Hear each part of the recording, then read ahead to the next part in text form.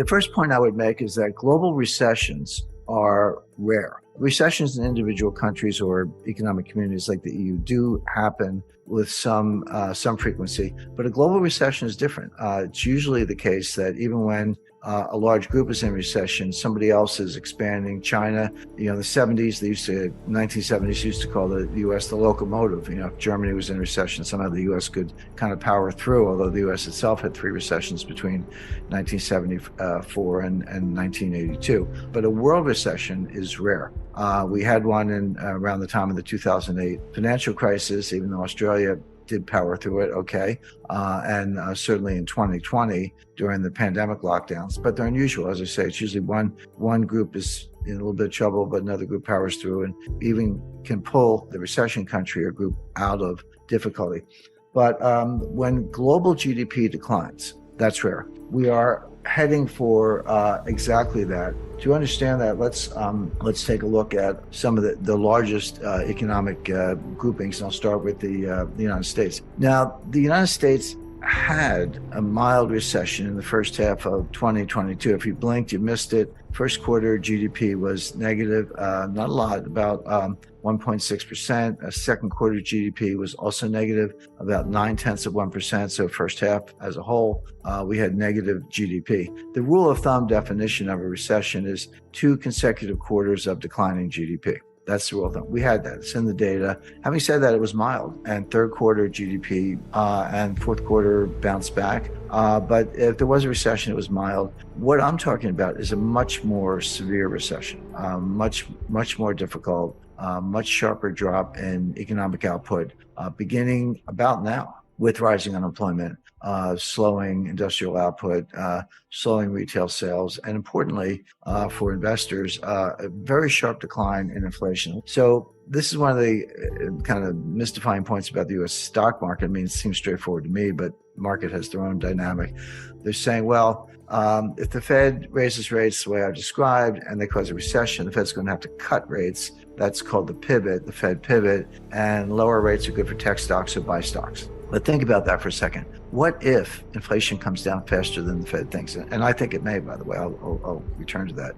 What if inflation comes down really fast and they get to the target rate sooner than they think? Does that mean they might have to cut? Well, it might. But what's good about that for stocks? I mean, if that happens, no one ever says, why did that happen? They just say, well, inflation may come down, interest rates may come down, so buy stocks. It's like, well, inflation may come down, interest rates may come down, but if it does, it's because we're in a very severe recession, exactly what I'm forecasting. And so if that's the case, stocks are going to plunge, 30, 40, 50%. So don't root for lower rates, or if you're forecasting lower rates, understand what that means. It doesn't mean the Fed chickened out. It doesn't mean life is wonderful and you should buy tech stocks. It means that we're in the very severe recession that I described, and I think we will end up there. And therefore, stocks are going to plunge. So, be careful what you wish for, as they say. My forecast is, they are going to raise rates. They're going to over-tighten. They're going to cause a very severe recession. And when they do, they may pivot at that time, but it won't be for good reasons. It'll be for very bad reasons, meaning we're in a recession and stocks have plunged. So don't buy into the Wall Street chatter as far as that's concerned. Because as I say, the Fed's going to over-tighten. Now, why doesn't the Fed know this? Well, because they never know, because they have the worst forecasting record of any institution I can think of. Their entire history since 1913 is one blunder after another. And this will just be the latest in a long series. And so just to kind of summarize, the Fed's on a course. We know exactly what it is because they told us. All you have to do is listen to them and believe them. They're going to raise rates, let high rates do its work, do their work, and see the inflation come down, and maybe in 2024 cut rates. What I expect is they are going to raise rates for the next couple of meetings, exactly as I've described, but they're going to over-tighten. The signs of recession are already present. The Fed's not looking at them. I'll come back to what they are, by the way. And we'll be in a very severe recession for a lot of reasons. And that's going to mean a plunge in stock prices. So if the Fed cuts rates, don't cheer too loudly, because it'll be in a world where severe recession, higher unemployment, and crashing stock prices are the norm. I'd like to finish on can't call it a happy note, but global liquidity crisis. Now, I talked about a global recession, and people go, well, isn't that like your liquidity crisis? No. A recession or a depression is very different than a liquidity crisis or a financial panic. They're two different things. they can and do happen separately. In 2008, we had both. In 2008, a recession or depression and a financial panic converged. So they can happen together, but they don't have to. They can happen individually. What we're in for looks like a global financial crisis and a global recession at the same time, coming sooner than later. Now, why do I say that? There's a global dollar shortage. People go, wait a second. The Fed printed $9 trillion, which they did in 2020. It's come down since then, but they did print that much money. How could there be a global dollar shortage? Well, what people don't understand is that behind the curtain, off balance sheet, this is off balance sheet. You got to go read the footnotes and understand what you're reading. There are $1 quadrillion of derivatives. And for those not familiar with the Q word, 1 quadrillion is 1,000 trillion. So I just said the Fed printed $9 trillion. Maybe it's down to $7 trillion.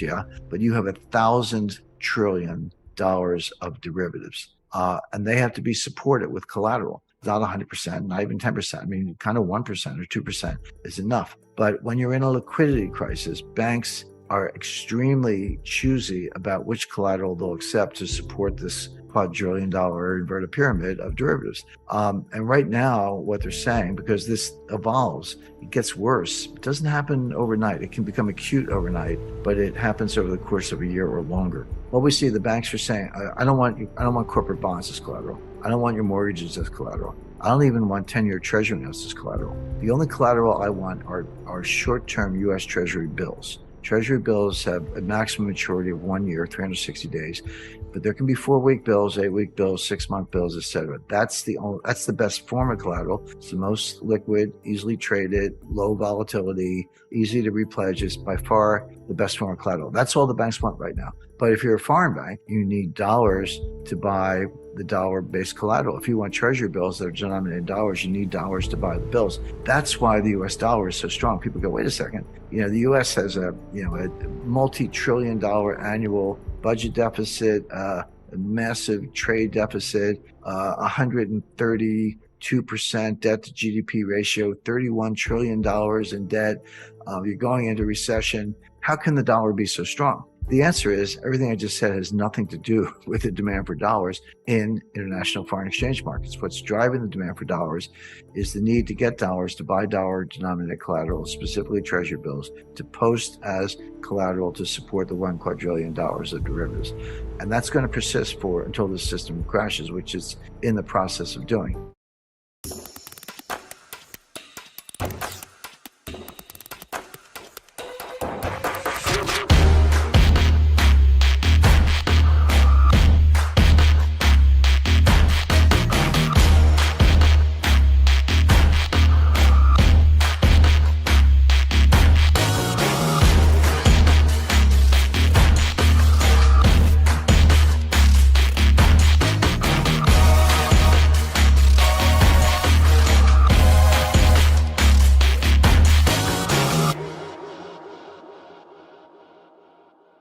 I would say that the Fed's monetary policy will fail or is failing, and fiscal policy will fail, is in the process of failing, even if gold didn't exist. If you didn't have gold as a, multi-millennial monetary standard, even if gold wasn't there as a reference point, which of course it is, but these policies are failing anyway, and there are a lot of reasons for that.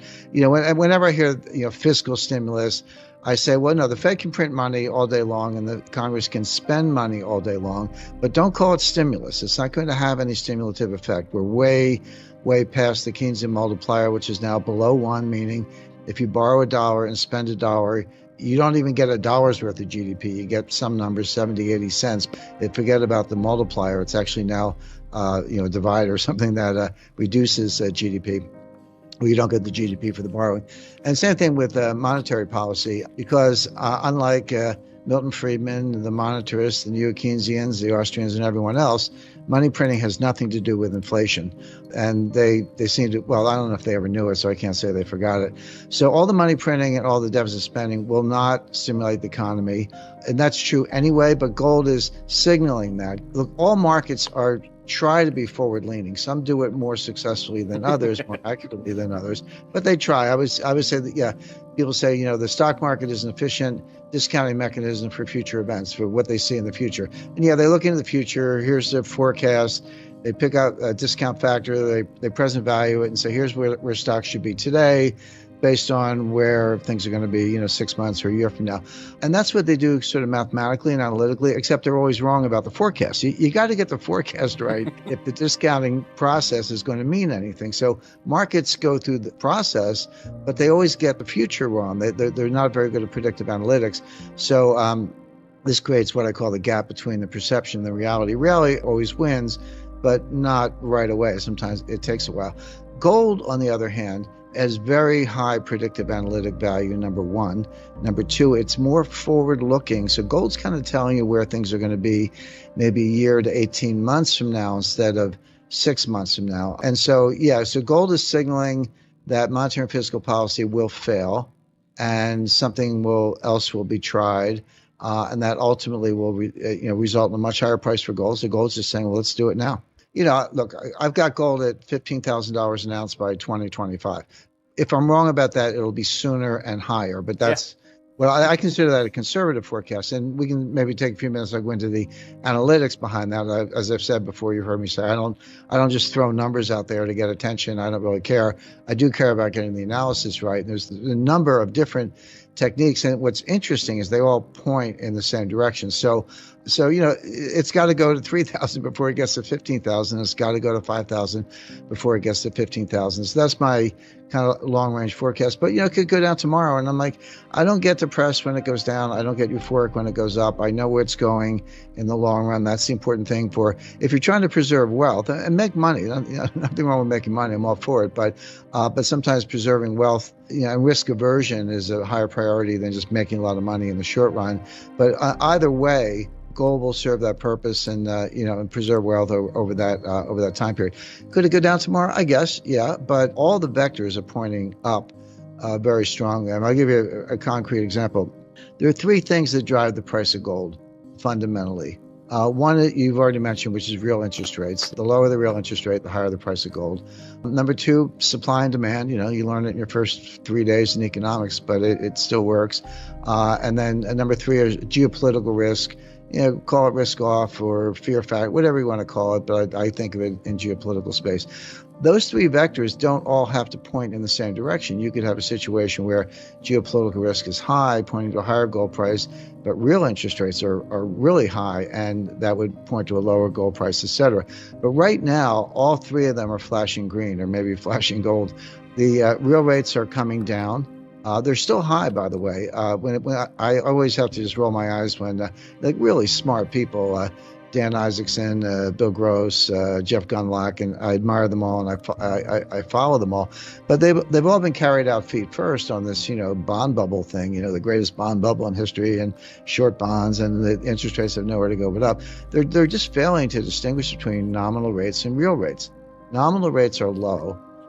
Real rates are not low. When I say low, I mean, show me negative 4%. That's a low real rate. You can pick your notes or your bills or whatever, but I usually use the 10-year note rate, 10-year treasury, because it's a good proxy for building, construction, long-term investment. People don't borrow overnight to build a building. They borrow for 7 years if they can, et cetera. So to me, that's my proxy for sort of economic growth and inflation forecasting. That's it's about 70 basis points today, et cetera. But inflation is, 1.5, take your index. So that puts the real rate, maybe negative 25, negative 50 basis points. Well, thank you very much. But, I remind people in 1980, I borrowed money at 13%, but inflation was 15%. And my borrowings were tax deductible, and the tax rate, I lived in New York City at the time, was 50%. So my real after-tax rate was about negative 7. That's a low real rate. So the point is, we have a long way to go. And it doesn't matter, people are interested in whether the Fed's going to pursue a negative interest rate policy, take the target rate on Fed funds below zero. Legally, they could. It's already been done in Europe and Switzerland, Japan, and a few other places. I don't necessarily forecast that. I don't think the Fed necessarily wants to go there. But you can have negative yield to maturity on a 10-year note. Just whenever the premium is greater than the present value of the coupons, it's a negative yield to maturity. So you can get there. You can get deeply negative rates in secondary market trading, regardless of what the Fed does. And that will happen. And so, in the DV01, dollar value of 1 basis point, is higher as the absolute level of rates gets lower. That's just, duration, just bond math 101. So we're going to have huge capital gains in 10-year notes as the yield to maturity goes, towards negative 1%. But that's going to be an enormous boost for gold. And we're not even there yet. We're seeing kind of a spike in gold prices when real rates are still, relatively high. They're only mildly negative. I was declarative when I said printing money does not cause inflation, and it doesn't. Again, I'll just use the last 12 years as Exhibit A. We should probably relate to the viewers what does cause inflation. And the answer is velocity, the turnover of money, the lending and the spending. But the problem is velocity is a psychological phenomenon. The Fed can stick the landing on money supply. They can get it down to a couple of decimal places if they want.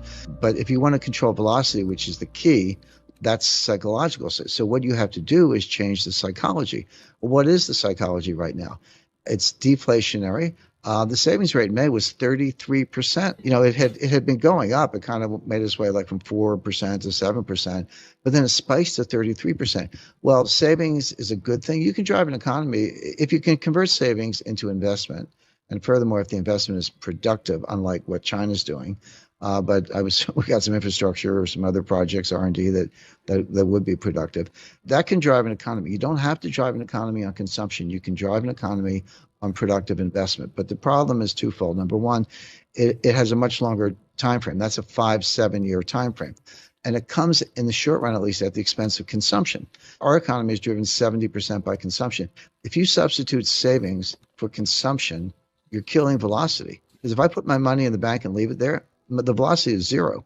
And I remind people, $5 trillion or $6 trillion times zero is zero. You can print all the money you want, but if you don't have velocity, you don't have an economy. And so the question is, how do you change the psychology? How do you get and by the way, it makes sense to save. If you're unemployed, you better be saving because you're maybe lucky if you can pay the rent. But even people who are working or still have their jobs, they're worried, maybe I'm next. Maybe they fired the guy down the hall, but maybe I'm next. And maybe I better save more just in case, and so forth. So, and that's not a bad thing. I'm not saying that doesn't make sense. That makes a lot of sense, but understand what it means. It's deflationary. It reduces velocity. It offsets the increase in the money supply, and it's very hard to get out of. I mean, Keynes called it a liquidity trap, and he was right. That's what it is. So how do you change the psychology? Well, you need something big. You need something dramatic that's going to get people to say, wait a second, what's going on here? Well, one of them would be a $5,000 price for gold. The bond market is telling a completely different story, by the way, and this is a little more esoteric, but if you look at yield curves, look at the Treasury yield curve, Euro-dollar futures yield curve, German Bunds yield curve, they're all inverted. Now, inversions happen, just meaning the longer-term rate is lower than the short-term rate. We're seeing something globally we've never seen before, and it is the best single indicator of a recession. The last time we saw anything like this was 2007, just ahead of the 2008 financial catastrophe. So the stock market's saying it's all good, Goldilocks, soft landing, Fed's going to get the memo, they're going to cut rates, the pivot, and buy stocks. The bond market is saying no. This is bad, and it's going to get worse, and it's actually too late for the Fed to do anything about it. See, when these inversions start, sometimes they're a year forward, like, hey, look at the Euro-dollar futures yield curve a year from now, man, that thing is inverted. But what happens is, as you get closer to the actual thing you're worried about, the inversion gets nearer and nearer. Now it is literally a month away or less. So that's like a big red siren, a flashing light, whatever you want to call it. Okay, whatever your baseline is, probably treasuries, 2-year notes or 5-year notes or whatever, they will come down a lot. Not right away. We may still be a month or two away on this, but they'll come down a lot. And then corporate yields will go up a lot because of the recession, because of deterioration, increased bankruptcies, reduced revenues, et cetera. So those spreads will blow out. And it's important to remember, interest rates are a lagging indicator. Everyone's like, well, how could interest rates be going up if we're in a recession? The answer is, as you get closer to recession, who figures it out first? Well, the Fed figures it out last. They're usually the last to know. Wall Street is second last to know. The people who figure it out first are actual business people, entrepreneurs, restaurant owners, dry cleaners, taxi drivers, or even medium-sized businesses. They see it. If you're in the trucking business, it's real time. If inventories are sky high and new orders are being slashed, you're not moving anything by truck. So there are certain businesses that are concurrent. The yield curves I was talking about are very good forward indicators. They tell you what's going to happen next. A lot of business people are living in the real world in real time. They know what's happening now, and the stock market tends to figure it out later. But as far as banking and credit is concerned, what happens is if you're a business person and you see business heading down, fewer customers, whatever, you go out and borrow all you can. You're like, hey, there's a really bad recession coming. If I got lines of credit, I'm going to use them up now. I don't want my bank changing the terms. I said, I'm going to borrow everything I can. And that creates a demand for funds and interest rates go up. And then the recession hits and the bankers go, what's going on? Credit losses start going up. And then they just turn off the spigots and they raise standards. They stop doing loans. And then interest rates will start to come down. Interest rates peak after the recession has already begun. So interest rates may not have peaked yet. Even the treasury market. So that's not unusual. Now, here's what the Fed is missing, or maybe everybody's missing. When you hear these layoff announcements, people are like, well, if they're laying off, why isn't the unemployment rate going up? Well, the answer is they have to announce the layoffs. There's all kinds of statute, SEC. So if I'm going to fire 10,000 people, I got to tell the world I'm firing 10,000 people. It doesn't mean I fire them that day. I might fire them on a rolling basis over the next 30 days. And it doesn't mean they walk out the door empty-handed and head for the unemployment office. I might give them 3 months severance, 6 months severance, et cetera. And so when do they actually show up to the unemployment office and say, give me a check? It might not be till this spring. So the layoff announcements are out there, but the unemployment rate hasn't budged because there is a lag, 3 months. But that's why I said interest rates lag the business cycle, and they do. Unemployment lags the business cycle. Unemployment is a lagging indicator.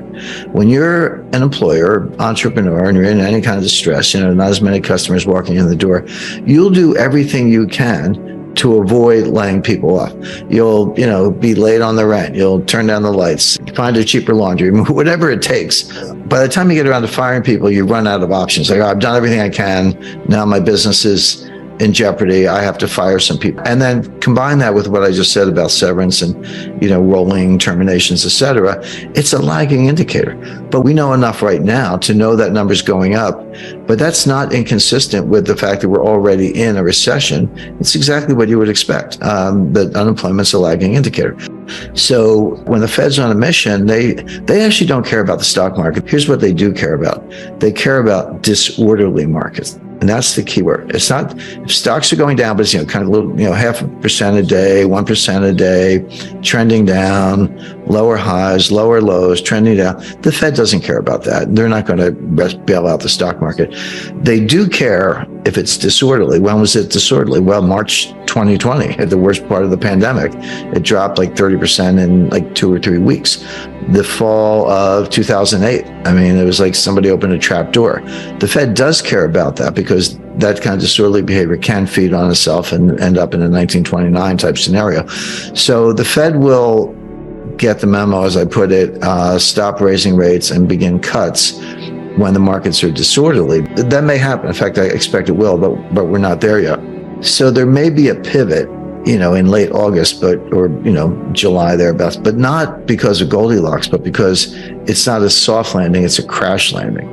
So the global economy is in bad shape. It's going into a recession. Now, a lot of people have said that, we're going to have a recession as if it's no big deal, but they're expecting a mild recession. I see a much more severe recession. Now, the other half, what does this mean for financial markets? And there, the best way I've been able to explain it, imagine you're in an Irish pub and you got 3 Irish storytellers. And I'm part Irish, so I can talk about the Irish, but they're telling 3 different stories, and you got to listen to each one. So there's the Fed story, the market story, and then there's something called reality, what's actually happening. So stock market's telling us Goldilocks, bond market's telling us, here comes, Hurricane Mitch or whatever. And then there's what I call the reality, and I guess I'm the storyteller here, but what I see is a kind of a hybrid the Fed's doing what they're doing, right or wrong. Okay, they're doing what they're doing. The market has their own interpretation. I agree with the market, certainly the bond market, that the Fed has probably over-tightened, and they may pivot to say that there could be a rate cut in August. Maybe, I wouldn't rule that out, but for a really bad reason. In other words, if the Fed cuts rates, which they may, the pivot may be real. It's not because they engineered a soft landing and Goldilocks and everything. Oh, that's just right. It's because they screwed up as usual, as they've been doing since 1913. They over-tightened and they found out too late. And then they have to slam on the brakes or take the foot off the brake, if you will, in terms of rate hikes, and then pivot. And we've seen this movie before. This is exactly what happened in 2018. The stock market dropped 20%. I mean, it's like 19.9 or something on the Dow, so maybe not technically a bear market, but yeah, what's the difference?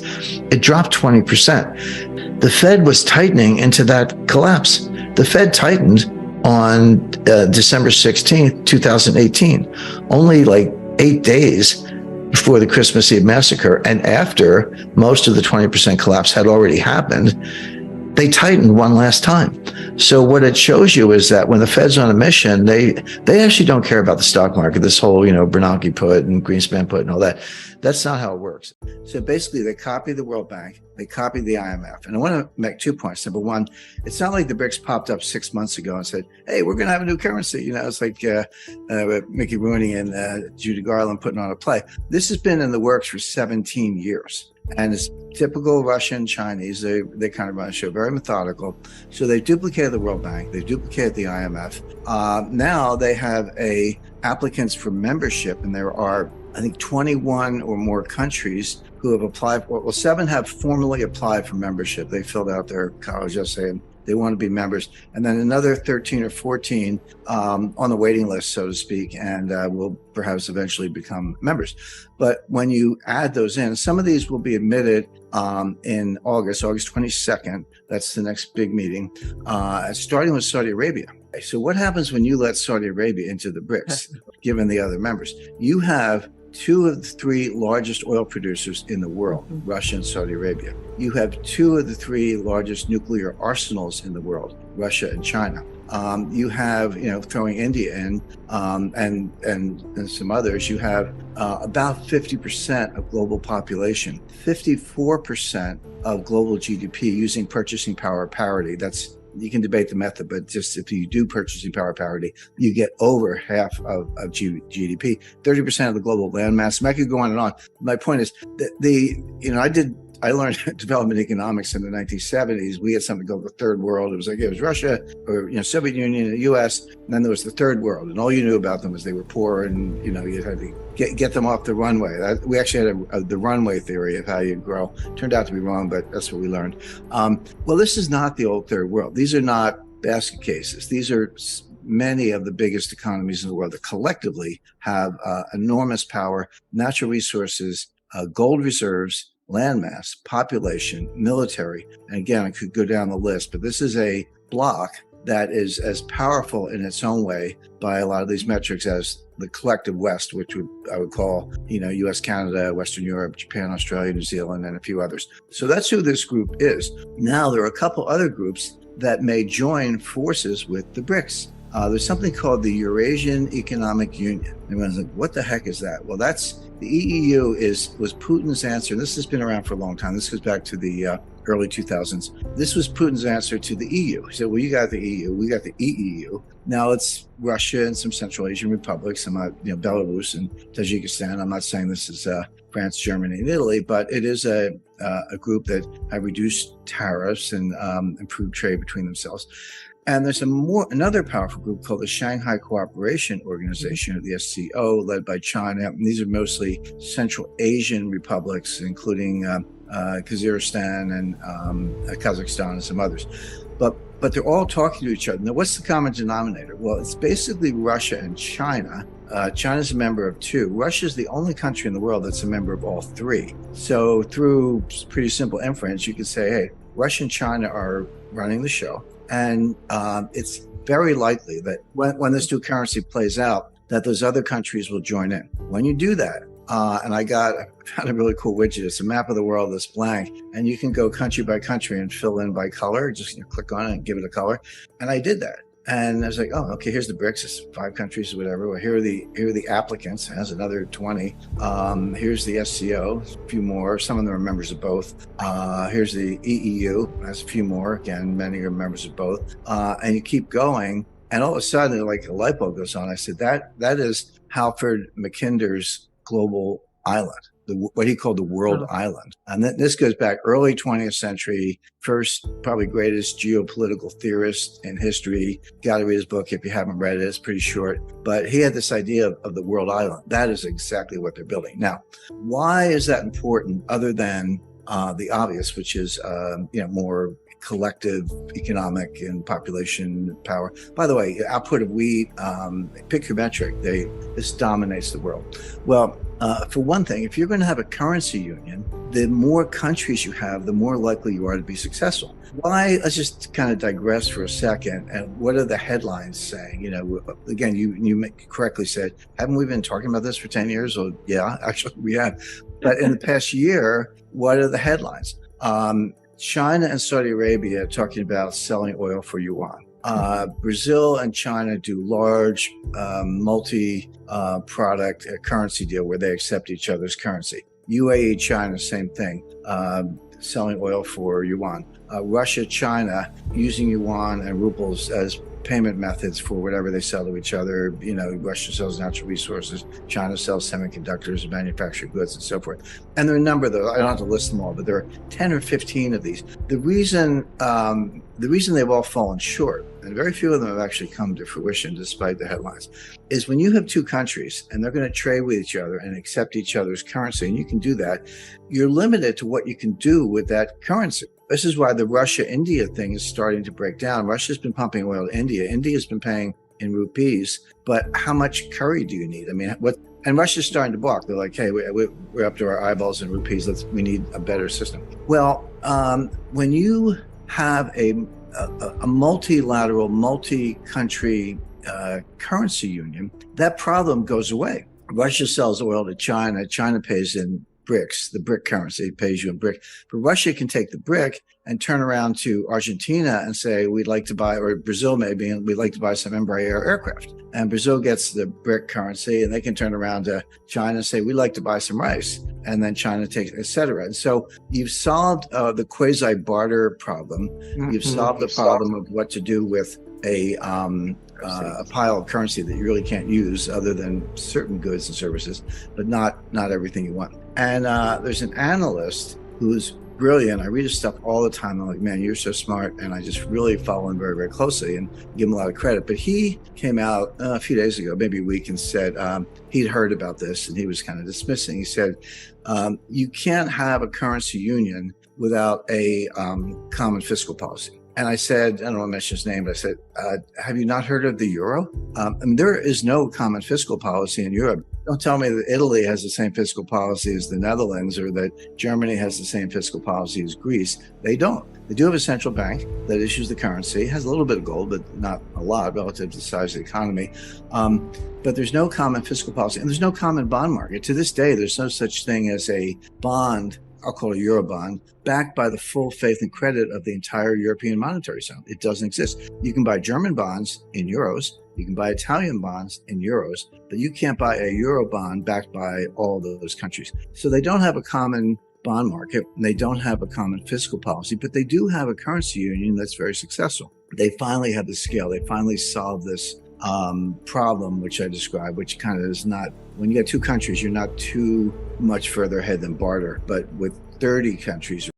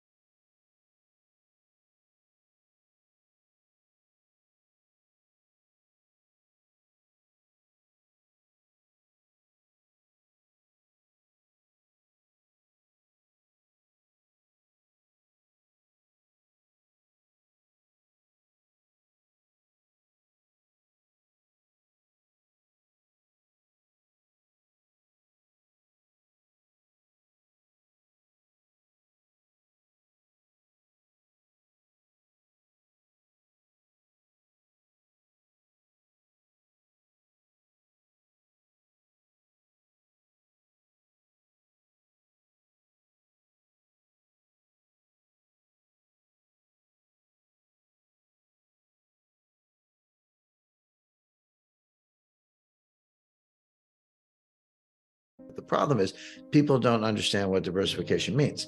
They think if they have 50 stocks in 10 sectors, semiconductors, consumer non-durables, or whatever, they're diversified. And what I say to them is, you may have 50 stocks, but that's one asset class. You're in stocks. And in stressful situations, they become highly correlated. So you're not getting the benefit of diversification. You think you are, but you're not. So what does a diversified portfolio look like? Well, I have a slice of stocks. I'm not anti-stock market, but you got to pick the sectors and the stocks that will perform well, even in the kind of conditions we're talking about. And I would go back to energy, natural resources, agriculture. So, a Marathon, ExxonMobil, Chevron, ADM, Cargill, mining companies, and not just gold, yeah, but I recently invested in a lithium mine. I think the climate alarmists, I think the Green New Deal, I call it the Green New Scam. It's a scam, but it doesn't mean it doesn't have legs, whether you like it or not. The fact is, it's going to go on. So the lithium's in short supply, graphite, et cetera. So there is a portfolio you can have, which is natural resource oriented, that will do well, even in the kind of tough environment we're talking about. Slugger cash, absolutely, maybe as much as 30%. I like treasury notes, 10-year treasury notes, but season to taste. If they're a little too volatile, look at 5-year notes, 2-year notes. They're going to come down a lot, not right away, not tomorrow morning, but sooner than later, because of everything we discussed, which is a recession, and interest rates will follow. They're a lagging indicator, but that'll happen. Gold, I always recommend 10% slice. Absolutely. There's hate to get too deep in the weeds in terms of bond math, but there's something called a DV01. DV01 is the dollar value of 1 basis point. What that means is, obviously, basic bond math, interest rates come down, the price of the bond goes up. They're just inverted. It's a little counterintuitive, but rates come down, the bond goes up. The question is how much? And the lower the interest rate, the more the price of the bond goes up for every basis point drop in rates. So in other words, if you go from 9% to 8%, you'll have a nice capital gain on your bond. But if you go from 3% to 2%, it's still a 1% drop, but you're going to have a much bigger capital gain. In each instance, it's a 1% drop in rates, but the amount of capital gain on the bond is much higher. As the DV01 is higher when the rates are lower. Again, it's all counterintuitive. But the lower the rate, the greater the capital gain on each basis point drop. That's the basic thing. So yeah, when you go from 3% to 2%, that's a home run in terms of capital gains. So you get the yield, you get the safety, you get the liquidity, and if you feel like selling it, you got a nice fat capital gain. Yeah, but based on what we were talking about, I would get silver dollars, American Silver Eagles. Yeah, a monster box. That's bit of jargon. Monster box comes from the U.S. Mint. It's Treasury green, nice shade of green. It comes with a compression strap. I recommend don't open it, unless do not break except in case of fire. But inside are 500 1-ounce American Silver Eagles. That's a lot. They'll feed your family for probably a year, and they run, it's a market price, but be around $10,000-$12,000 for a monster box. But to me, it's like battery and flashlights. Just have one, stick it in a safe place. Yeah, I like them both, and I talk about gold a lot because it's a form of money, and I do the monetary analysis. I do invest in gold mines, but I don't hold myself out as a geologist. But I do think about it from a monetary perspective. And then people always say, "Jim, what about silver? What about silver?" I'm like, look, if gold soars the way I expect, silver's along for the ride. There's not going to be a world of $3,000 gold and $20 silver. That world doesn't exist. If gold's at 3,000, silver is going to be pushing 100. So without giving an exact forecast, silver will be along for the ride. Silver is a little more difficult to analyze because it has industrial applications. Gold really doesn't. Gold's not good for anything except money, but it's the best form of money. Silver is used in a lot of applications. So if you have a recession, it's perhaps the case that the monetary value is going up, but the industrial input value is going down. So it's a little bit more of a mixed bag, but silver is going to do fine. And I do think it's extremely practical because in a world of CBDCs, silver will be a form of spending money. Gold, even the 8-gram coin I mentioned, the quarter ounce American Gold Eagle, still $500. It's like pulling a $500 bill out of your wallet. You know, it's a lot for groceries. Yeah, income producing real estate. I wouldn't get into commercial real estate, residential. Yeah, the prices are, you know, home prices are coming down a little more in some markets than others. But if it's income producing and it's solid and it's in a place like, you know, someplace people want to be, like Austin or Phoenix or whatever. I mean, I know there's markets down a little bit right now, but you know, it's like buying a 10-year bond. You know, it's got steady monthly income and or certainly farmland, but income producing real estate, not commercial office buildings, should be a part of a diversified portfolio. Yes. I like private equity, and it's, you know, you got accredited investor issues and finding good deals and good promoters and good management. But you know, there's some you know, some good deals in the mining sector. I like seriously, everything we talked about is sort of pales in comparison to what's going on in Ukraine. We're kind of on a march toward nuclear war. If you talk about what they call legacy media, mainstream media, so Washington Post, New York Times, LA Times, NBC, ABC, CBS, MSNBC, CNN, that run of characters, the first thing you discover is, I know a lot of these people. I've been on all these programs. I've done this for a long time. I spent a lot of time in Washington, with dinner with most of the, or lunch or whatever, dinner actually more often with most of the names you've heard about. Some of them are fine, some of them nice. A lot of them are either not that bright, or, I mean, they're good on camera, they need, or whatever. They got a desk at the Washington Post. They're not that bright. Or if they've got some degrees, they've been kind of indoctrinated. We're at the point now.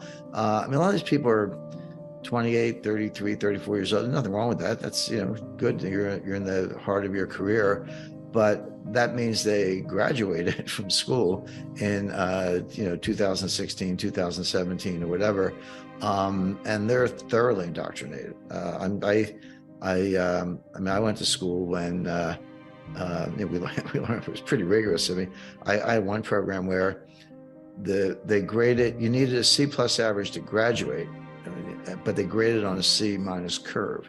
So you're like, how do you get it? How do you even get a C+ if they're grading on a C- curve? The answer is people quit. In other words, you were trying to struggle to be. I did get an A in partnership taxation. I'm proud of that. But the standards are down. The emission standards are down. Affirmative action takes over. When you get into the classroom, I don't care where you're at, you know, Ivy League, whatever, it's just indoctrination. The market has a way of sorting it out. I mean, if revenues are down, advertising's down, viewers are down, subscriptions are down, eventually, as you said, they will go out of business, not overnight, and then new media channels will arise. And, you know, there's a lot of garbage on the internet, but there's a lot of good stuff. And, you know, if you want to keep tabs on the war in Ukraine, you have to know where to look. It's not easy, but there are a number of channels with, and I'm talking about, you know, military officers, you know, colonels, you know, brigadier generals, people on the ground in Ukraine, not, you know, some studio in New York. You can find out what's going on, but I think my intelligence training is helpful because you have to be very persistent and know how to dig. The you know, whatever your baseline is, probably treasuries, you know, 2-year notes or 5-year notes or whatever, they will come down a lot, not right away. We may still be a month or two away on this, but they'll come down a lot. The interest rates are a lagging indicator. Everyone's like, well, how could interest rates be you know, going up if we're in a recession? The answer is, as you get closer to recession, who figures it out first? Well, the Fed figures it out last. They're usually the last to know. Wall Street is second last to know. The people who figure it out first are actual business people, entrepreneurs, restaurant owners, dry cleaners, taxi drivers, or even medium-sized businesses.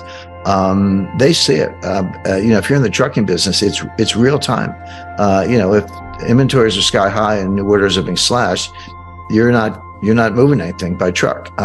So there are certain businesses that are concurrent.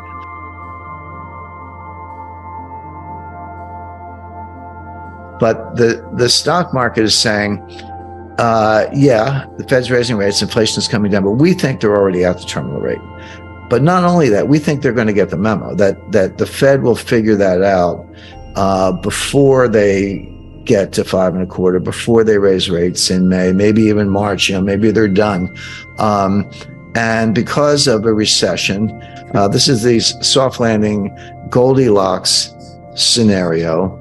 where the market's right, the Fed's wrong, but the Fed will realize that the market's actually right and cut rates, and if you're going to cut rates, buy stocks. That's like Wall Street always ends every analysis with buy stocks.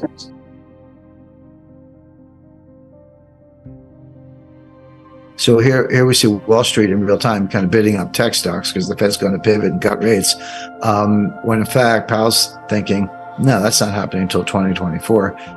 So that's what the Fed thinks is happening. The market thinks that Powell is over-tightening, that inflation will come down faster, and the pivot will happen sooner. And that's why we've seen a little bit of a rally in stocks recently. So you have the Fed narrative, that's plan A. You have the market's version of what the Fed's actually doing, which is plan B. My estimate is that they're already past the terminal rate. They don't know it. They don't think so, but they are. And as I said, inflation is going to come down a lot faster than anyone expects. I talked about how the Fed is blundering because they're raising rates too high, too fast, et cetera, and they are. But the Fed has always said, we don't worry about inflation. We don't like it, but we know how to get rid of it. We just raise rates, and maybe they got to raise them longer and further than people expect, and maybe it's painful. There are costs involved, but they can kill inflation just by raising rates. They don't know how to stop deflation. I mean, how do you stop deflation? You can't raise rates. That'll make it worse. You can go to zero, but that doesn't, once you're at zero, you're at zero. QE doesn't work, by the way. It's been tried to the tune of like $9 trillion, but the empirical evidence is that it's just, they do QE by buying bonds from the banks, and the banks take the money and give it back to the Fed as excess reserves. That money never goes to the economy. What good does that do? And the answer is it doesn't do any good. It's a triple, greatest bubble of all time, times 3, in the sense that it's real estate, stocks, and other asset classes. So I do, that is my view, but it's shared by a number of other analysts. If all that's happening and the fundamental signs are also weak, which we just saw in third quarter GDP, which is based on net exports, which won't last, how are you going to drive a trade surplus with the strongest dollar in 20 years? Good luck with that. I mean, nobody can afford our stuff, and we're not buying anybody else's stuff. So with the economy going into a recession on its own, with a global liquidity crisis brewing, why on earth is the Fed raising rates at all?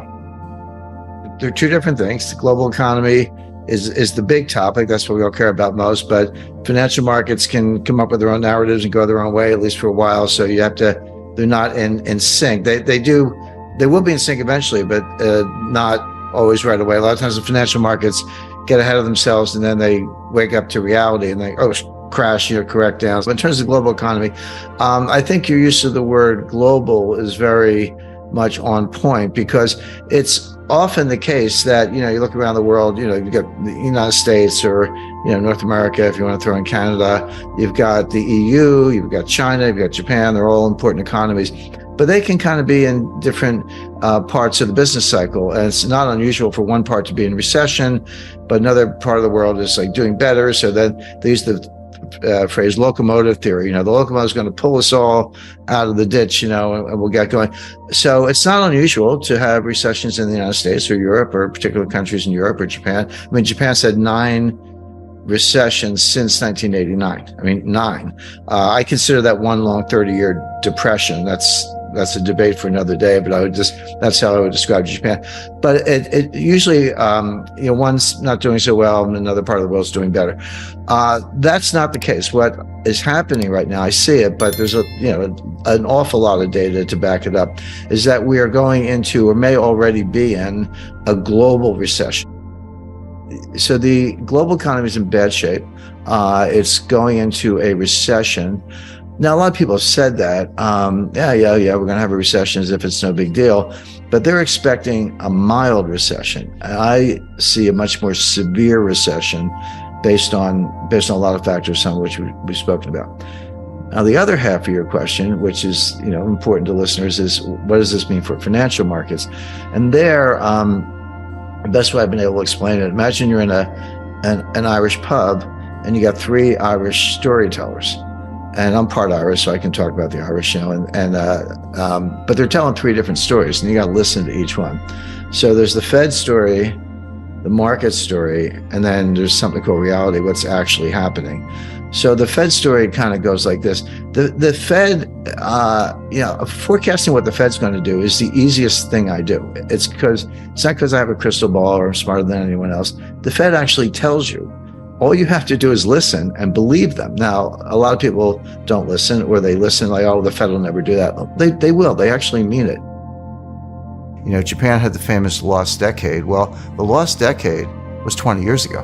Started in 1990 through 2000. Japan's now almost at the end of their third lost decade. The United States has had a lost decade from 2007. We're probably, if something doesn't change, either in terms of policy or a collapse, something gets worse. But absent that, we're going to remain in this kind of punk 2% growth as far as the eye can see. People say, oh, well, second quarter GDP, Atlanta Fed predicts, 4.5%. Yeah, but we've had 4 and 5% quarters in the last 9 years. They don't last. You get these spikes. You get a real good, 4% print, and then the next quarter is 2%. The one after that is 0.5 or maybe even a negative quarter. So the headwinds, demographic, technological, productivity, psychological, etc., haven't changed, and there's no reason to expect they'll change. So you can't understand debt in isolation. You have to understand debt relative to income. And that debt to GDP ratio, which is something I spent a lot of time looking at, the GDP is kind of chugging along, not going up very much, but the debt's going like this. The debt to GDP ratio is getting worse. What has been happening in the U.S. economy? The Fed prints all this money, yet that money doesn't lose a lot of value. Look at the exchange rate of the dollar versus other currencies. We've had this massive explosion of money printing, big increase in the Fed's balance sheet. But on a relative basis, the dollar hasn't lost a lot of value relative to other currencies, despite the fact that we've dramatically increased the supply. Imagine if the United States existed as an island. We didn't trade with any other nation. So any money the Federal Reserve printed just stayed within our borders. It didn't go anywhere, right? And so the only stuff you could buy with the money the Fed printed was the stuff that we made here domestically, because that was the only source of goods. Well, obviously the effect would have been much different, because if the Fed prints a bunch of money and we don't have any stuff, we're not producing, we don't have factories making stuff, then the prices are obviously going to go way up. But there was kind of like an escape valve that allowed the Fed to print a lot of money and it not push up the price of goods. And that was the fact that we have a whole world out there that was able to produce the goods that the U.S. economy couldn't. And we were able to take all the money that the Federal Reserve printed and then use that money to buy all those goods that were made outside the United States. So the Fed prints money, right? The government gets it, sends it to Americans. Americans take that money and buy Chinese goods with it. And now the Chinese send us their goods and we send the Chinese our money. So the money the Fed creates is shipped abroad. So it's not in America bidding up prices, but now the goods that the Chinese produced, they get shipped to America. So now we have all those extra goods to keep a lid on prices. And if you look at the breakdown of the CPI between goods and services, if you just look at services, you've seen a substantial increase in prices, even with the government rigging the CPI, because the cost of services has actually risen by more than what the government admits. But if you strip out goods, you'll see a much bigger increase in prices. Why? Because we can't easily import those services. There isn't a foreign alternative. You can't outsource that stuff because the services have to be performed locally. But when it comes to goods, more and more goods have been outsourced to cheaper production economies like China. And so that's kept the lid on goods prices. And so when you average the goods prices with the service prices, that's kept the measured rate of inflation lower. I mean, think about the low production costs in a country like China, which, 20 years ago, they were just starting out. They went through a long period of time where they had a communist system, not just in name, but in practice. And so you had a lot of very poor people. And as they began to embrace capitalism, wages started at a very low level. And of course, They didn't have a lot of the rules and regulations that we had. They didn't have all these environmental protections. And so the cost of manufacturing and the cost of labor, capital was all much lower in a country like China. And so we were able to outsource that production in order to keep costs down, even as the Federal Reserve was printing money. And of course, the money that we were printing, we were sending abroad. See, now normally this wouldn't work, because if you ran a big trade deficit like the one the US is running, your currency would crash, because your trading partners would have all this currency, but they'd have nothing to buy, because the whole purpose of trade is that you export to import. You have a concept of comparative advantage. And if, as a nation, there are certain things that you can produce efficiently, and there are other things that you can't, rather than producing everything, you produce just what you can make efficiently, and then you trade that for the things that you don't produce efficiently, because maybe your trading partner can produce that more efficiently. And so by everybody concentrating on what they make efficiently and then trading, everybody ends up with more stuff, higher living standards, lower prices. But the goal of your exports is to pay for your imports. You don't just export for the sake of exporting. That's just a waste of resources. You export to pay for your imports. But what about America? You've got China and other countries exporting to the United States. They're not getting imports. They're getting dollars. And because the U.S. is the reserve currency, those dollars are actually valuable. And so our trading partners are content, or have been in the past, to exchange the products that they produce for the money that we print. Now, their willingness to continue to do that and pursue this arrangement, I think, is coming to an end. I think the world is going to tire of exchanging real goods for our paper, especially when they understand how much less that paper is going to be worth in the future than it is now, when they realize the box that the Fed is in with respect to its ability to control inflation, and the fact that government deficits are going to keep on getting bigger and bigger and bigger, putting more and more pressure on the Federal Reserve to monetize those deficits. And in fact, the reason that the deficits were able to get so big in the first place was because of this arrangement, because foreigners were willing to hold on to our U.S. treasuries and keep interest rates artificially low. That emboldened the government to go even deeper into debt, because normally a government that was this profligate would be punished by higher interest rates, and that punishment would change their behavior and cause more fiscal responsibility. But we never got punished. And as a result of that, we continue to pursue even more reckless policies than we had in the past. And so foreigners actually helped encourage this. And ultimately now they're going to be the ones that are going to put on the brakes, because they're going to stop enabling all of this debt. But it's going to be the Federal Reserve that is going to ultimately replace foreign buyers of U.S. treasuries. But of course, when foreigners buy U.S. treasuries, there's no new dollars created. They buy treasuries with the dollars that already exist. But when the Federal Reserve has to buy those treasuries, they have to produce even more dollars to finance it, which is inflation. And of course, if those dollars stay here, if they're not exported, then they are going to be bidding up prices. And this is what Powell doesn't understand. We are not going to be able to continue to export our inflation to the degree that we did. And we're going to start to see goods prices rising now. And of course, even if the Fed hadn't increased the pace of its money printing, the benefits of outsourcing our production to countries like China was bound to diminish over time as Chinese wages go up, as production costs go up. There is less of a benefit of continuing to shift production abroad. And of course, as we've shifted more and more production abroad, there's less incremental benefit from shifting more. See, in the early days of outsourcing, we got a lot of bang for the buck, but over time, that impact is lessened.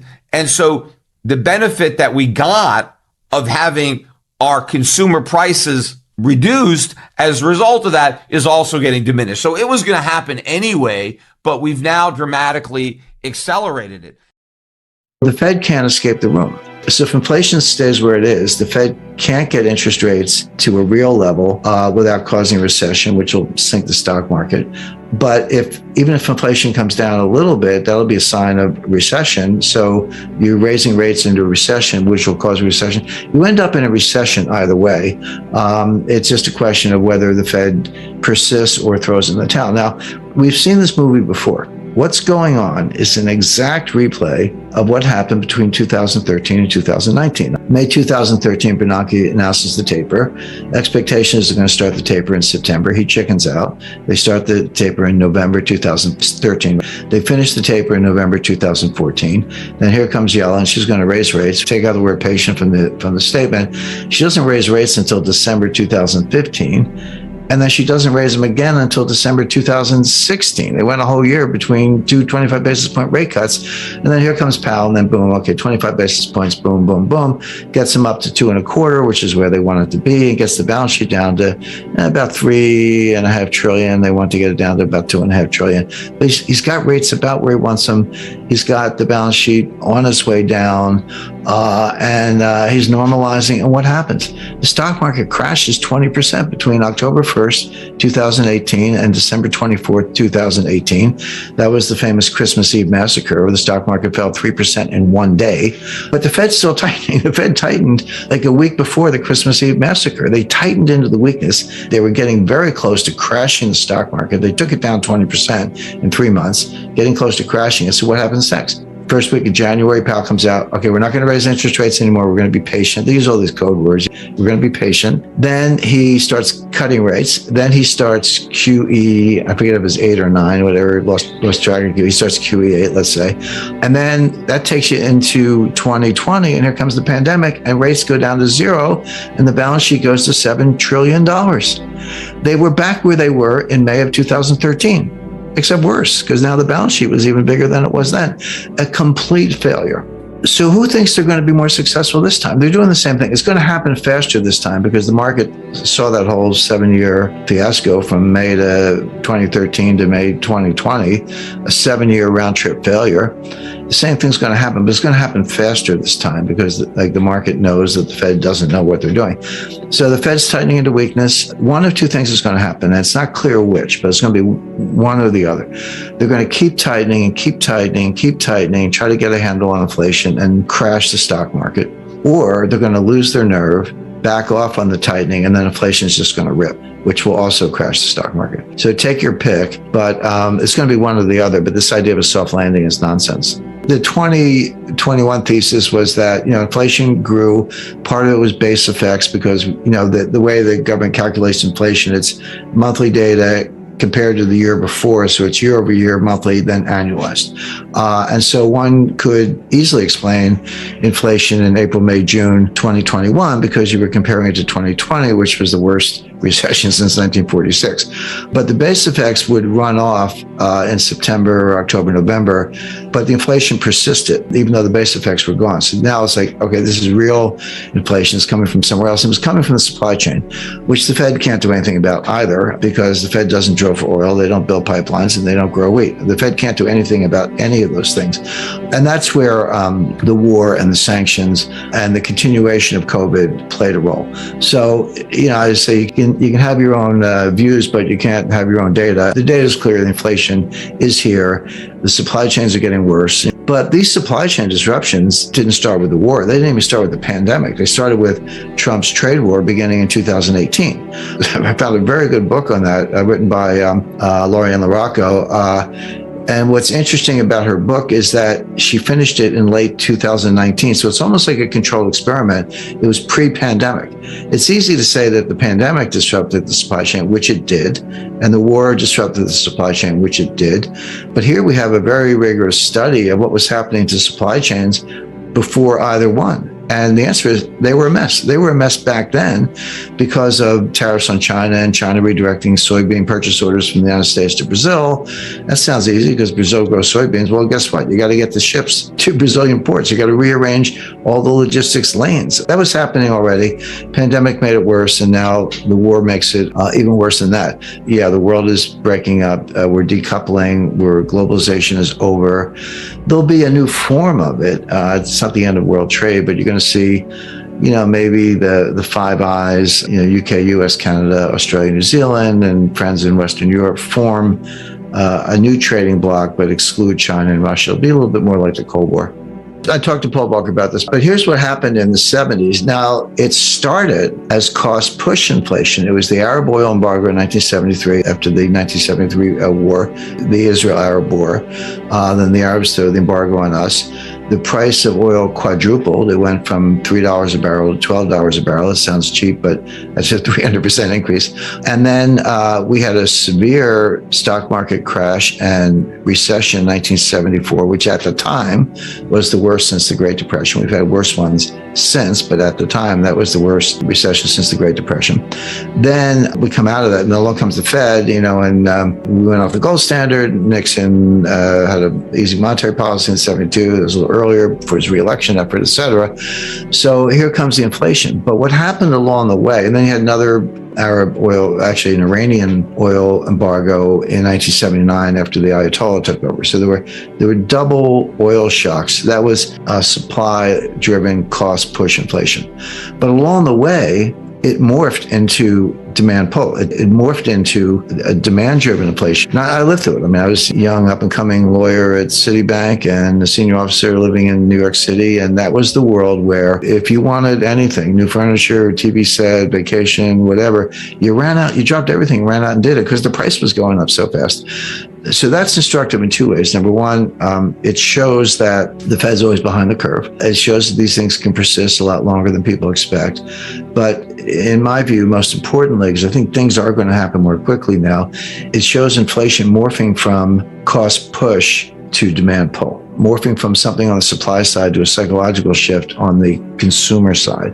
And Volcker crushed it, but at a huge cost. Unemployment was about 11%. He took interest rates to 20%. How does that feel?